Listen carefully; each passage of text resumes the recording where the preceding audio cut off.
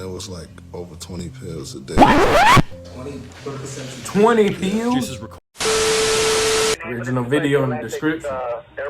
Juice WRLD's final 27 hours. This call that unfortunately marked the end of Juice WRLD's life. Just hours prior, he was seen on Instagram joking around and having fun with his entourage in a private jet en route to Chicago. However, whilst on board the relaxed, ain't that every celebrity before they die? They always caught on camera doing also something learned fun. that, according to the original leaked case incident report, members of the Gang Investigation Federal Task Force were waiting for them to land at the airport so they could conduct a cannabis/weapons investigation. How did law enforcement know that Juice WRLD would be carrying illegal contraband upon landing? Did it have something to do with his girlfriend's meth trafficking charge from 2 years prior? Or the death of another Chicago rapper from only 6 days beforehand? Was his death a result of trying to avoid jail time upon landing, or simply an unexpected overdose at the most coincidental time possible? Some conspiracy theories posit that Juice WRLD isn't even dead at all, some of which being supported by a surprising amount of evidence. Regardless, one thing was for certain, as outlined in the original case incident report. At the time of his death, Juice WRLD aka Jared Higgins was a heavy Percocet user and, quote, had a drug problem. He tried lean for the first time in the 6th grade after listening to Future's 2011 mixtape Dirty Sprite 1, with Juice stating, "What do you expect if I'm a young dude that really loves music? Really looks up to these artists. I didn't have a man giving me music play a lot. My father wasn't music play a like bigger that. So listening part. to this grown-ass man rap about lean, I'm like, well, that sounds really appealing." You always had issues with drugs even before you started to get famous and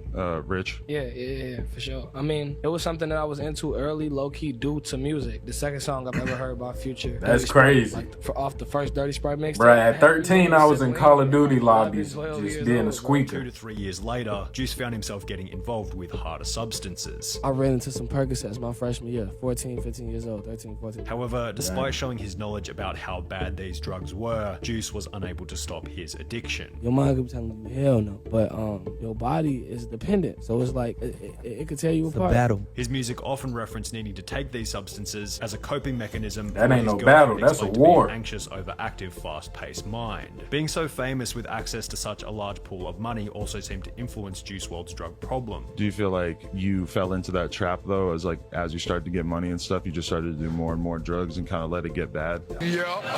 I would say, I guess somewhat. While in a different Instagram livestream, he'd state that money did almost nothing to fix the problems that had caused his drug addiction in the first place. I deal with anxiety and depression just because you got money. Money is the answer to certain problems, but it is not the answer to those type of problems. In the months leading up to his death, Juice's drug as far as appeared to have the gotten anxiety worse. and depression, I think Calculated that's it what up, he was talking and about. it was like over 20 pills a day.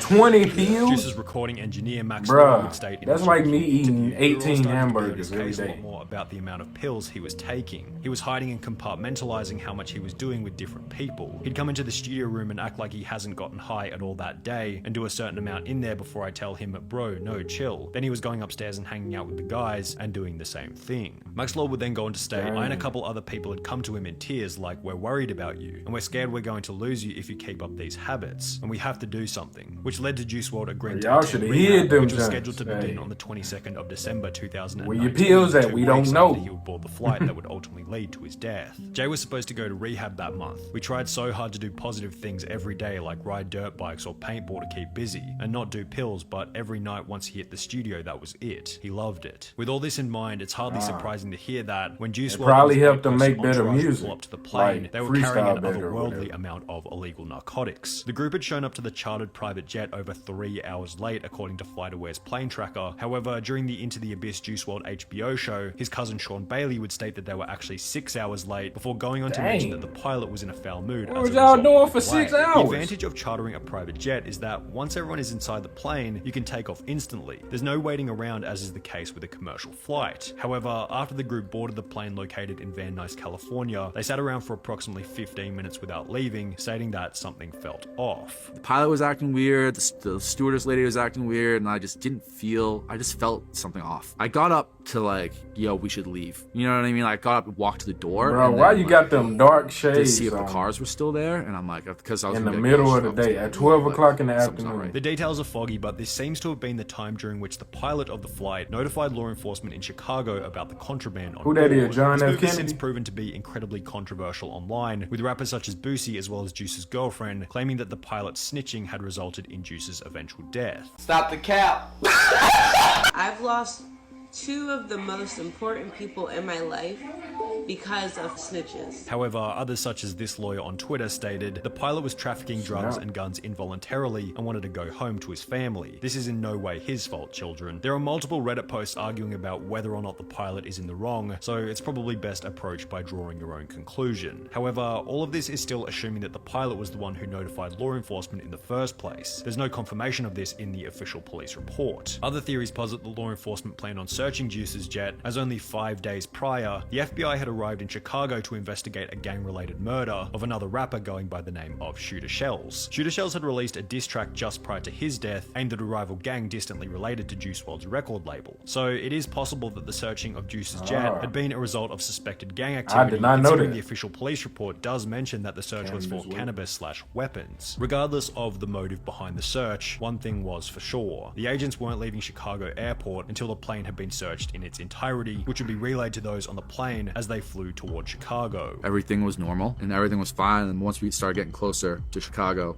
and we started getting service on our phones, our security guard, Hen, texted the group chat and was basically like, cops are here and they have a dog. This would be the point at which Juice Cops here, time to get out of here. Quantity of Percocet pills. The motive for this, according to the popular mainstream media narrative, was so Juice could avoid drug charges upon landing. And while this idea makes sense as a surface level theory, many prominent individuals believe it to be incorrect and fabricated to make the story more interesting when reported. For example, Chris Long, Juice's videographer, who had been a part of the entourage on the final plane ride, took to Twitter stating, "Jay did not swallow a bunch of pills because the police were at the airport. He gave no Fs about them being there. He could have flushed them down the toilet if he cared. Jay was just hooked bad. The amount he took daily was absurd, and he hid how much he took from mostly everyone. Everyone around him tried really hard to get him to slow down. When he agreed to rehab, it was because he wanted to lower his tolerance. He didn't want to stop." Oh, Juice, Bro, no, the cops were coming. he had a so toilet on the handful of plane? pills, That's crazy. That's not what happened. I'm like, Juice did drugs, yes. You know what I mean? But he didn't try to hide them, or he knew he wasn't going to get Why in you trouble. got them He had people dark around him shades that were on? going to take care of. Other individuals furthered this claim, such as Adam22 from the No Jumper podcast, who had been close with Juice WRLD in the lead up to his death. I wonder to what extent that story is maybe different. It seems kind of so silly to just take a bunch of pills when it's like, if you were really getting busted with a bunch of illegal stuff. Bruh, DJ Vlad the feds. I don't care what nobody says. says. Perhaps Juice took a high dosage to alleviate his anxiety, knowing that he was probably going to be arrested after landing. Alternatively, maybe he knew he was headed to jail for the night as a result of the other stuff on board and was taking an extra high dosage to avoid withdrawal later. Whatever the motive happened to be, the pills had been taken and there was no going back. After landing in Chicago at 1:30 a.m., the group would embark from the plane before taking a seat in the empty private jet terminal. According to the official case incident report, a police canine dog then entered lobby, began search, and immediately indicated a positive alert on a suitcase on the first cart. The dog then left and re-entered lobby for search of second cart. Canine immediately alerted on a suitcase on the second cart. Upon opening the first bag, ROs discovered a large amount of vacuum-sealed green leafy substance, suspected cannabis, and when they say large amount, green leafy substance, that could have been lettuce, bro. Entourage packed a total of 70 pounds of cannabis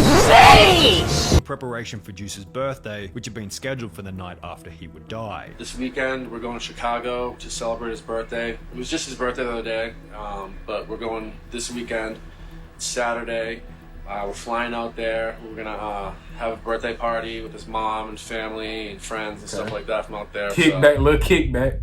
However, the sheer amount of substances held by the group has spawned a list of alternate theories about why they had been transporting such a high quantity in their luggage. One theory, which to be fair sounds a little far-fetched, is that the drugs were for Juice WRLD's girlfriend to sell after they had arrived in Chicago, the theory having come about after a user named Squirt Reynolds would tweet, "Ali Lottie, Juice WRLD's girlfriend before he passed, is a high-profile drug dealer and may have contributed to him passing away," a thread which contained a document showing that Ali had apparently been to court in 2017 for the importation of methamphetamine. Ali would respond to the tweet by stating, "Never seen methem ever, and I'm pretty sure methamphetamine is Adderalls. Ahaha, again. This paperwork has nothing to do with me. I'm sorry, ahaha. I don't even know the lawyer, aha. Bahaha, I don't even know, bro, ahaha. This has nothing to do So with he's saying me. Ali the plug Look into now? it, ha ha ha ha. I can't help ya, I ain't losing sleep over it, ahaha ha.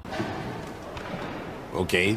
The problem with this theory is that when you read the legal documents a little more carefully, it states the defendant is hereby committed to the custody of the United States Bureau of Prisons to be imprisoned for a term of 30 months. If Ali Lottie had been convicted to a 2.5-year sentence in August 2017, how was she posting photos of herself outside in late 2017 when she was supposed to be in prison? A 2.5-year prison sentence beginning in August 2017 would also imply that Ali Lottie's entire relationship with Juice WRLD took place while she was behind bars, which clearly wasn't the case. Under the assumption that this meth trafficking charge was for another Alicia Leon, therefore being bogus and irrelevant, let's go back to the day on which Juice WRLD would die. Whilst waiting in the empty private jet terminal as the police were uncovering the concealed drugs, during the search, Jared A. Higgins, aka Juice WRLD, began to have a medical emergency. Bro, It all appeared that that Higgins paper. was suffering from a seizure. ROs asked of Higgins if he suffered from any medical issues and if he had ingested any drugs. Leon related that Higgins did not have any medical conditions and that Higgins takes Percocet and has a drug problem. As a result, police would administer 2 shots of Narcan to stop the overdose. However, the rest of the group would go on to state that it didn't seem like the police cared about the fact that Juice was having a seizure. It seemed like all the cops there just didn't give a shit. Like, they sat there very nonchalantly and like Ali's screaming to call 911. Following the realization that Juice WRLD was overdosing, he'd be rushed to the Advocate Christ Medical Center before being pronounced dead at 3:14 a.m., with the autopsy ruling the cause and manner of death to be oxycodone and codeine toxicity/accident. And while this would tragically mark the end of Juice WRLD's life, it will begin a string of conspiracy theories which put forward the idea that Juice WRLD wasn't really dead. I may sound crazy, but please listen up. I don't believe Juice WRLD's dead. Here's why. Those who believe the conspiracy reference Dang, tweets such why as he this ain't one let from him finish the video? 2017, which read, "My goal is to get overly famous, shine for a couple years, then And fake his my death." In the song That's Legends, exactly Juice would write, "What's the 27 club? seemingly We what ain't he making it did. past 21," which was certainly interesting considering Juice had died only 6 days after his 21st birthday. This was accompanied by him mentioning that he felt like John Lennon in the song All Girls Are the Same, which many consider to be further evidence for the conspiracy since they both died on the same day of the year, December 8th. In addition to this, an artist by the name of Clever, who had collaborated with Juice WRLD in the past, would release an album titled Crazy in early 2021, with the first letter of each song on the album spelling out the sentence Juice WRLD is alive. So if he wasn't dead, where had he gone? Well, the main theory is that Juice WRLD's currently living in the Bahamas. This theory began after he posted a Bahamas. photo in October The Bahama 2019 on Instagram of a private jet with the numbers N999EH. By tracking the plane, it can be seen that instead of flying from LA to Chicago on the date of Juice's death, it instead flew to Nassau in the Bahamas. However, the problem with this conspiracy is that the N999EH jet was more than likely a rental jet owned by a charter company, meaning that it could have been anyone flying to the Bahamas on the day that Juice died. It's probably important not to give these conspiracy Nah, he theories ain't too wanted- much he attention, wanted- as he the wanted to ludicrousy be at of that them show could that probably night. be seen as So he flew to the disrespectful to those Bahamas. who had to witness Juice's unfortunate passing, and the emotion shared by those in his inner circle is Bro, almost what is certain Trippie evidence for his wearing? tragic death at 3:14 a.m. on the 8th of December 2019. I am legend.